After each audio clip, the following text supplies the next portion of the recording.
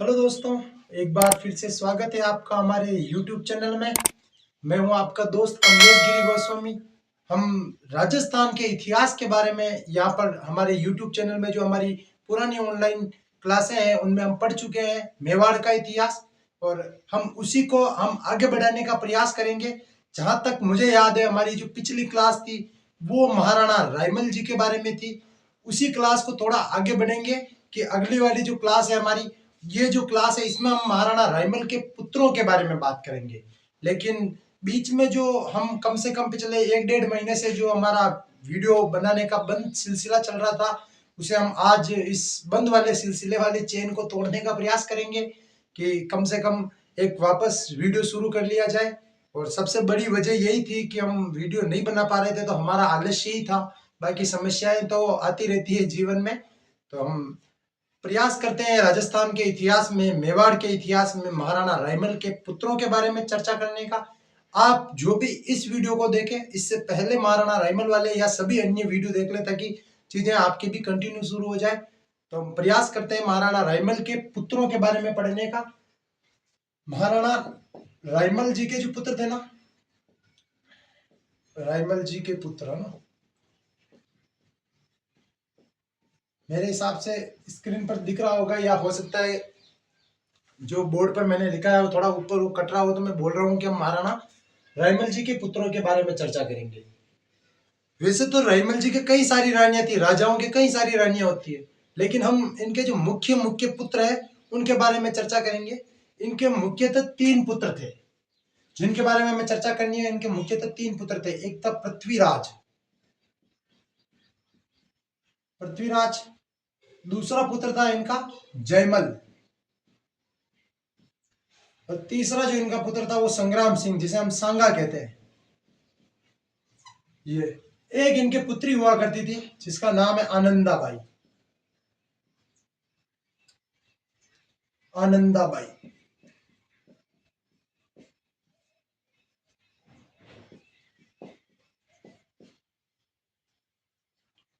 क्या चर्चा करनी है इनके पुत्रों के बारे में, तो हम इन मुख्यतः इन 4 लोगों के बारे में पढ़ेंगे। और इसलिए भी पढ़ना है कि कई बार सवाल इनमें से आ जाता है, क्योंकि सांगा तो हमारा टॉपिक है ही है इससे आगे वाला। लेकिन मैं ढंग से कहूं कि हमें ये क्लास क्यों पढ़नी है, कि रायमल जी के बाद सीधे हम पढ़ते हैं महाराणा सांगा।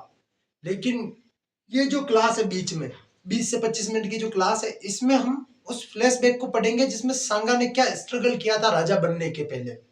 तो राजा बनने से पहले सांगा की ही एक महत्वपूर्ण कहानी है, उसी कहानियों में हम उनके थोड़े थोड़े उनके भाइयों के बारे में पढ़ लेंगे। तो ढंग से सुन लेना, बस ज्यादा नोट्स बनाने वाली चीजें कुछ है नहीं इसमें, केवल छोटी छोटी सी एक दो पॉइंट है सब में, जो याद रहे तो इम्पोर्टेंट है, नहीं रहे तो भी कोई दिक्कत नहीं है। मैं सबसे पहले हम किसी एक बंदे की बात करें कि भाई कौन है। एक रायमल जी का सबसे बड़ा पुत्र जो था वो था पृथ्वीराज। हम पृथ्वीराज की बात करते हैं।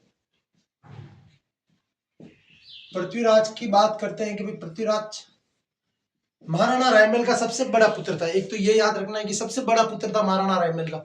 फिर पृथ्वीराज जो था ना, ये क्या था कि बहुत तेज हुआ करता था। तेज का मतलब कि आने जाने में थोड़ा यूं तेज गति से जाना, घोड़ा जो था इसका तेज गति से चलता था। किसी भी जगह युद्ध पे जाना, अन्य किसी रियासत पर युद्ध के लिए आक्रमण करने जाना, तो बहुत तेज गति से आक्रमण किया करता था। हमला करने की जो स्पीड थी वो बहुत ज्यादा थी, जो स्पीड में ज्यादा होते हैं। अपने राजस्थान में आज भी कई बार हम अपने गांवों में सुन लेते हैं कि कोई गाड़ी तेज चला रहा है तो तेरो हवा में मत उड़े, हवा में मत उड़े, उड़बो बंद कर, थोड़ा नीचे चाल, जमीन पे चाल। सेम टू सेम पृथ्वीराज जो था ये थोड़ा तेज गति से था, इसलिए इसका एक नाम ही निकाल दिया कि इसका नाम था उड़ना राजकुमार। उड़ना राजकुमार।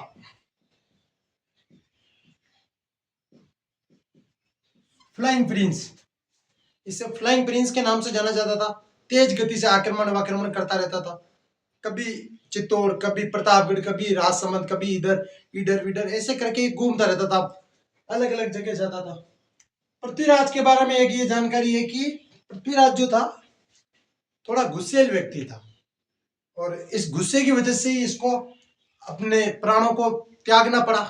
मुख्यतः इसकी एक बहन थी, मैं कहूँ इसकी बहन का जो मैंने नाम बता दिया था आनंदाबाई।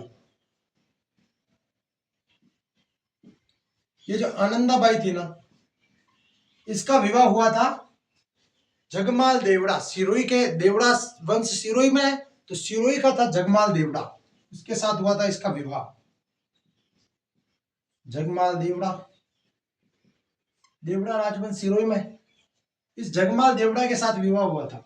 आनंदाबाई और जगमाल देवड़ा के बीच में संबंध अच्छे नहीं हुआ करते थे। शादी के बाद भी मतलब जगमाल देवड़ा वही शराब वराब पी के तंग करता रहता था। आनंदाबाई समय के साथ लंबे समय तक परेशान रही। एक दिन उसने अपने भाई पृथ्वीराज को बता दिया। मैं कह चुका हूं कि पृथ्वीराज गुस्से वाला व्यक्ति था। तो जब आनंदाबाई ने पृथ्वीराज को कहा कि यार जगमाल देवड़ा मेरे को परेशान करते रहते हैं और आप समझाओ उन्हें आके, पृथ्वीराज को गुस्सा आया। पृथ्वीराज जगमाल देवड़ा के पास जाता है। जगमाल देवड़ा कहता है कि क्या प्रॉब्लम है तेरी, और तेरी टांगे तोड़ दूंगा, मार डालूंगा, ये कर दूंगा, दम की भरी बातें की इससे। जगमाल देवड़ा को इस बात पर थोड़ा गुस्सा आया कि यार ऐसे कैसे बात कर सकते हैं, इनकी बहन का पति हूं मैं, मेरे से इस प्रकार कैसे बात की जा सकती है। कहते हैं पृथ्वीराज जब सिरोही गया था, वापस सिरोही से जब आ रहा था, तो जब निकलता है जगमाल देवड़ा के यहाँ से, तो जगमाल देवड़ा उन्हें कहता है कि ठीक है मेरे से गलती हुई है, आपकी बहन को मैंने हर कुछ बोला है, मुझे माफ कर देना, लेकिन अब आप जा रहे हो तो खाना वाना खा के जाओ। तो पृथ्वीराज कहता है कि नहीं नहीं मैं खाना नहीं खा सकता, मैं लेट हो रहा हूँ, मेरे को जाना है। तो कि चलो कोई नहीं, आप रास्ते में खा लेना, नाश्ता बांध के ले जाओ। तो जगमाल देवड़ा उन्हें लड्डू देता है, पृथ्वीराज को लड्डू देता है और उन लड्डुओं में जहर मिलाया हुआ होता है। पृथ्वीराज वो लड्डू लेकर आता है, रास्ते में कहीं वो लड्डू को खाता है। जहर वाले लड्डू को खाने के कारण पृथ्वीराज की वहीं पर हो जाती है मृत्यु। और जब पृथ्वीराज की मृत्यु हो जाती है तो पृथ्वीराज की जो छतरी बनी हुई है, आज हम जो पृथ्वीराज की छतरी देखते हैं वो है कुंभलगढ़ दुर्ग में। छतरी कहाँ है? कुंभलगढ़ दुर्ग में।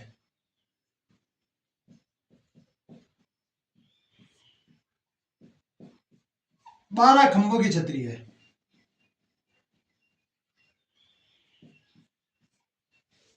पृथ्वीराज के बारे में तो यही जानकारी थी कि भाई पृथ्वीराज को एक तो उड़ना राजकुमार कहा जाता है। बहन की शादी आनंदाबाई की शादी की गई थी जगमाल देवड़ा के साथ। जगमाल देवड़ा से नाराजगी के कारण जगमाल देवड़ा पृथ्वीराज को लड्डू में जहर मिलाकर खिला देता है। इससे पृथ्वीराज की मृत्यु हो जाती है। पृथ्वीराज 12 खंभों की छतरी बनी हुई है अपने कुंभलगढ़ दुर्ग में। ये पृथ्वीराज के बारे में जानकारी है। पृथ्वीराज के बारे में हमें थोड़ी सी जानकारी और भी है, लेकिन हम वो मैं आपको आगे समझाऊंगा कि किस प्रकार पृथ्वीराज के बारे में और आगे जानकारी है।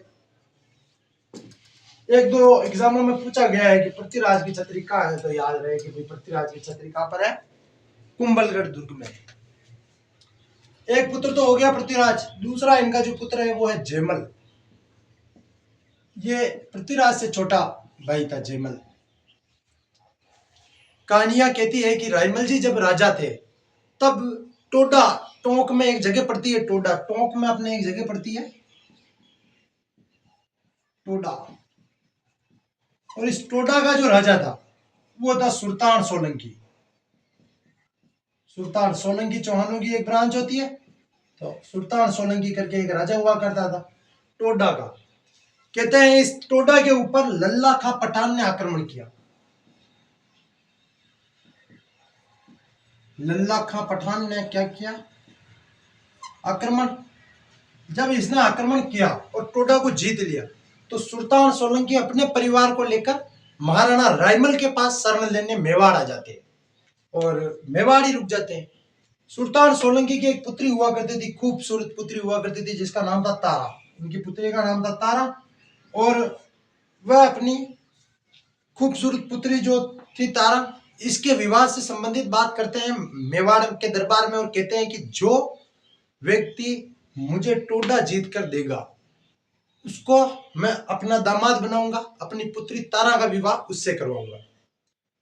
जब ये बात कही गई तब जयमल दरबार में था और पृथ्वीराज जो था ना वो दरबार में नहीं था।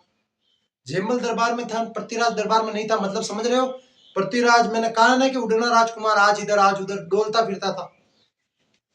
जब सुल्तान सोलंकी की बात सुनी जयमल ने, तो जयमल ने कहा कि मैं आपको टोडा जीत कर दूंगा, और तारा जैसी लड़की से तो शादी सभी करना चाहते हैं। तो जब जयमल ने बोल दिया कि मैं आपकी लड़की मतलब आपको ये जीत के दूंगा टोडा और आपकी लड़की से विवाह मैं करूंगा, तो सुल्तान सोलंकी इसके साथ तारा की सगाई कर देता है। जयमल के साथ किसकी सगाई कर देता है? तारा की। तारा की सगाई जयमल के साथ की गई। अब सगाई हुई, एंगेजमेंट हुई, एंगेजमेंट सेरेमनी रखी होगी, अंगूठी अंगूठी सब कुछ किया होगा प्रोग्राम। जब प्रोग्राम खत्म हो गया, शाम को जिसकी एंगेजमेंट होती है दोस्त लोग मिलते ही हैं, कहते हैं कि जयमल को उनके दोस्तों ने कहा कि भाई तारा भाभी को देखा है, नहीं देखा है, कहाँ है तारा भाभी, कैसे हैं, हमें भी बताओ, व्हाट्सअप डीपी ईपी हो। जयमल कहे कि यार ऐसा तो मेरे पास कुछ भी नहीं है, मैंने तो केवल वहां पर देखा था दरबार में, वही है, ना तो व्हाट्सअप नंबर है, ना इंस्टा आईडी है, कुछ भी नहीं है अपने पास। तो दोस्तों ने कहा कि यार तुझे बात करनी चाहिए शादी से पहले, आजकल तो कल्चर है, लोग लिव इन में रहते हैं, तुम्हें भी रहना चाहिए, बात करनी चाहिए। जयमल इस बात को थोड़ा सीरियस ले लेता है और वो तारा से मिलने के लिए दरबार में चला जाता है। जिस महल में सोलंकी रह रहे थे उस तरफ जाता है जयमल। जयमल जब बाहर जाता है और वहां पर सोलंकी खड़े थे, सोलंकियों के सैनिक खड़े थे। उन्होंने कहा कि भाई आप कहाँ जा रहे हो? तो कि मुझे तारा से मिलना है। तो सोलंकियों ने कहा कि यार अभी तो आप आसमान वाले तारे ही देख लो, पहले आपको टोडा जीत के बताओ, फिर आपसे तारा से शादी होगी, फिर मिल लेना। तो कहते हैं कि जयमल थोड़ी जिद करता है और इस जिद में जयमल थोड़ा गुस्सा आ जाता है और वो मारामारी पर उतरता है। तो सोलंकी भी एकता के साथ जयमल की बढ़िया पिटाई करते हैं और इस पिटाई के अंदर जयमल की मृत्यु हो जाती है। तो जयमल की जो मृत्यु हो गई थी किसके हाथों से? सोलंकियों के हाथों से। सोलंकियों ने मार दिया किसको? जयमल को। अब सोलंकियों ने जयमल को मारा, इस बात का पता अगले दिन चला किसको? रायमल जी को, कि भाई आपके बेटे जयमल को किसने मार दिया? सोलंकियों ने। रायमल जी को जब पता चला कि जयमल ने ऐसी ऐसी हरकत की थी और इस वजह से मारा है, तो रायमल जी कहते हैं कि यार वो बेलखना औलाद थी, उसमें लक्षण नहीं थे, उसकी बिना ये बेलखनों वाली आदतों की वजह से उसे सजा मिली। सोलंकियों को कोई भी दंड नहीं दिया जाएगा। ठीक है, अब वापस बात तो यही होगी कि भाई इधर जयमल मारा गया, ठीक है, ये कहानी है कि भाई जयमल मारा गया। पृथ्वीराज इस समय कहीं बाहर था जब ये बात हुई थी कि भाई तारा की शादी करनी है। जब जयमल मारा गया तो अब वापस चाहिए इनको तो ऐसा व्यक्ति जो टोडा जीत कर दे। और ये बात पृथ्वीराज को पता चली तो पृथ्वीराज ने कहा कि मैं जीत के दूंगा आपको टोडा। और पृथ्वीराज टोडा पर आक्रमण करता है। पृथ्वीराज टोडा पर आक्रमण करता है। ये जो जब टोडा पर आक्रमण करता है ना, तो टोडा की सहायता करने के लिए अजमेर का एक मल्लू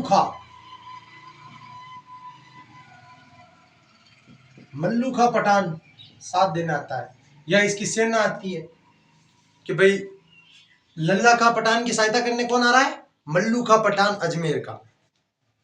पृथ्वीराज टोडा पर आक्रमण करता है, टोडा को तहस नहस करता है, लल्ला खा पठान को हराता है और वापस जब उसे हरा कर आ रहा होता है तो बीच में अजमेर आता है और उसे अजमेर में उसके सैनिकों से वो पूछता है कि यार वहां पर ये अजमेर के राजा की सेना थी ना मल्लू खा पठान की? तो कि हाँ सर थी। तो कहता है कि चलो फिर मल्लू खा पठान का हिसाब भी यहीं पर बराबर करते हैं। तो साथ में ये अजमेर के मल्लू खा पठान को वापस आते समय अजमेर को मल्लू खा पठान को हराता है और अजमेर पर कब्जा करता है और अजमेर अपने पास ही रख लेता है। वापस आता है, तारा से शादी करता है और शादी करके तारा को अजमेर लेकर जाता है। ये जो अजमेर में तारा को लेकर गया ना, इस तारा से अजमेर में जाकर तारा के नाम पर अजमेर के दुर्ग का नाम तारागढ़ कर देता है। तो अजमेर के दुर्ग का नाम तारागढ़ इसी तारा के नाम पर इस पृथ्वीराज ने किया था। तो याद रहे तारागढ़ अजमेर को कर दिया। किसने किया? तो पृथ्वीराज ने किया। तारा कौन थी? तो पृथ्वीराज की पत्नी, सुल्तान सोलंकी की पुत्री, टोडा की राजकुमारी। इसके नाम पर ही पृथ्वीराज ने अजमेर के मल्लू खा पठान को हराकर अजमेर पर कब्जा करके तारा के नाम पर इसका नाम तारागढ़ कर दिया। ये कहानी हम जब और दुर्ग पढ़ेंगे उसमें थोड़ी और ढंग से पढ़ने का प्रयास करेंगे और क्या क्या काम हुआ था तारा के नाम पर अजमेरगढ़, अजमेर के दुर्ग का नाम चेंज किया, उसमें और कुछ निर्माण भी करवाए थे, तो वो हम उसमें पढ़ लेंगे। यहां तक अपने हो चुका है 3 लोगों का काम। पृथ्वीराज का हो गया है, जयमल का हो गया है और आनंदाबाई का हो चुका है। अब अपने जो व्यक्ति बच रहा है वो है सांगा। देखते हैं सांगा के बारे में क्या है। थोड़ी सी मैं कहानी वापस इसी में रिवाइंड करूंगा कि रैमल जी जब राजा थे, उनके 3 बड़े पुत्र थे, पृथ्वीराज, जयमल और सांगा। इन तीनों में ही है ना, इस बात से हमेशा ही लड़ाइयां हुआ करती थी कि राजा अगला मैं बनूंगा, जयमल के बाद अगला, सॉरी, रायमल के बाद अगला राजा कौन बनूंगा, मैं बनूंगा। और इस बात पर पृथ्वीराज, जयमल और सांगा के बीच में हमेशा ही छोटी मोटी लड़ाइयां होती रहती थी। जब रायमल जी को पता चला कि यार ये ऐसे लड़ते हैं, तो रायमल जी ने कहा कि यार लड़ते क्यों, यार कोई भी बन जाना, जो योग्य होगा वो वैसे ही बन जाएगा। लेकिन चीजें और जब अधिक बढ़ने लगी, लड़ाइयां होने लगी, तो इनका, रायमल जी का एक भाई था, या मैं कहूँ सांगा का और पृथ्वीराज का और जयमल का एक अंकल थे।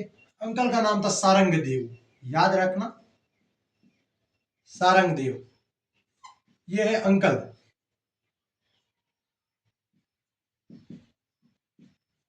किनके हैं, सांगा, पृथ्वीराज और जयमल के। ये सारंग देव जी इन तीनों को पास में बुलाते हैं और कहते हैं कि रोज क्यों लड़ते हो रहा, राजा बनने की इतनी चुल है क्या तुम लोगों को, इतना लड़ने की जरूरत नहीं है।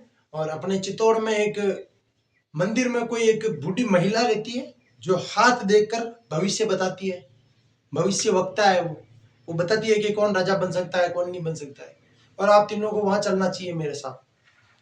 तीनों ही जाते हैं, उस बूढ़ी महिला के पास जाते हैं और कहते हैं, सारंग देव जी कहते हैं कि ये मेवाड़ के राजकुमार हैं, रायमल जी के तीनों ही पुत्र हैं और तीनों ही बड़े योद्धा हैं, एक दूसरे से लड़ते रहते हैं, कौन राजा बनेगा, कौन राजा बनेगा। इस बात पर इसलिए आपके पास लेकर आया हूं और आप इनमें से हाथ देख के बताइए कि अगला राजा कौन बनेगा।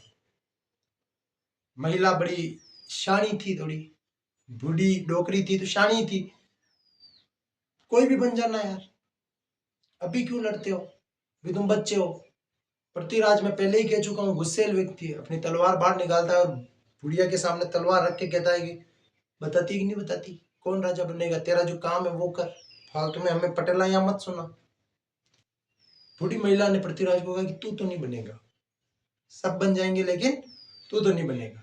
पृथ्वीराज ने कहा कोई बात नहीं, इन दोनों जमुरों में से बता कि कौन बनेगा, ये जो 2 जमुरे हैं ना, इनमें से बता कौन बनेगा। और बूढ़ी महिला सांगा की तरफ इशारा करते कि सांगा बनेगा। इस बात पर जयमल और पृथ्वीराज दोनों मिले और कहा कि सांगा राजा बनेगा, लो तुम्हारी भविष्यवाणी को अभी खत्म करते हैं। और वो सांगा को मारने के लिए दौड़े, झपट हुई तीनों के अंदर। पृथ्वीराज के पास तलवार थी जिससे सांगा की एक आंख फूट जाती है। सारंग देव जी बीच में कूदते हैं और सांगा को यहां से भगाते हैं और सांगा को कहते हैं भाई सांगा, चपले हाथ में लेकर रवाना हो जा, नहीं तो हालत खराब हो जाएगी, मरना पड़ेगा और तू भविष्य में राजा बनेगा नहीं बनेगा, लेकिन अभी तू जरूर लाश बन जाएगा।